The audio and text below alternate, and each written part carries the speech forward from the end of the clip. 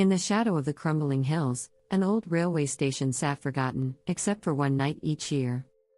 Locals called it the Ghost Line, a cursed track said to claim the souls of those who dared board the midnight train. Nathan was a skeptic. A freelance journalist chasing urban legends, he decided to spend the night at Gallow's end station on Halloween. The plan was simple: debunk the stories, capture a few eerie photos, and write a scathing article about small-town superstitions. But as the clock struck midnight, the silence shattered with the distant wail of a train whistle. The train screeched into the station, its steel body shrouded in mist, its windows glowing faintly. Nathan stared, his heart pounding. He swore he could hear whispers, faint, beckoning, pleading. Against his better judgment, he stepped aboard. The carriage was empty save for a single passenger, a woman in a vintage black dress, her face pale, her hands clutching a cracked pocket watch. "Are you lost?" Nathan asked, breaking the silence. The woman turned, her hollow eyes locking with his. "No one boards this train unless they've lost something, or someone," she said softly. The train jolted forward, and the scenery outside dissolved into darkness. Nathan gripped the armrest. "Where's this train going?"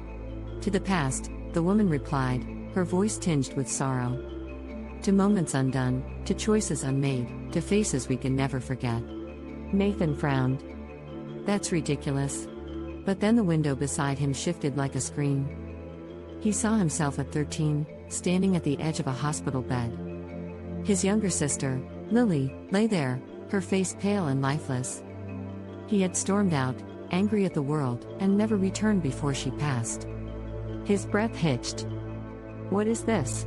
"The train shows your regrets," the woman said. "But the question is, what will you do with them?" Carriage after carriage, scene after scene, Nathan was forced to relive the moments he had buried. His mind swirled with guilt, pain, and longing. He began to notice other passengers, shadowy figures with blank faces, trapped in silent loops of grief and despair.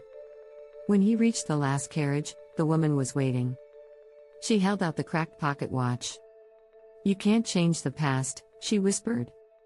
"But the train offers one gift, the chance to say goodbye." Nathan hesitated, then took the watch. In an instant, he was back in the hospital room. Lily's eyes fluttered open, her frail voice calling his name. Tears streaming down his face, he sat beside her, holding her hand. "I'm sorry," he whispered.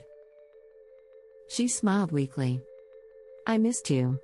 The scene faded, and Nathan found himself back on the train, the watch in his hand. The woman nodded approvingly as the train screeched to a halt at a darkened station. "This is where you get off," she said. Nathan stepped onto the platform, turning to ask her name, but the train vanished, leaving only silence and a faint smell of smoke. The next morning, locals found Nathan asleep on the station bench, clutching the pocket watch.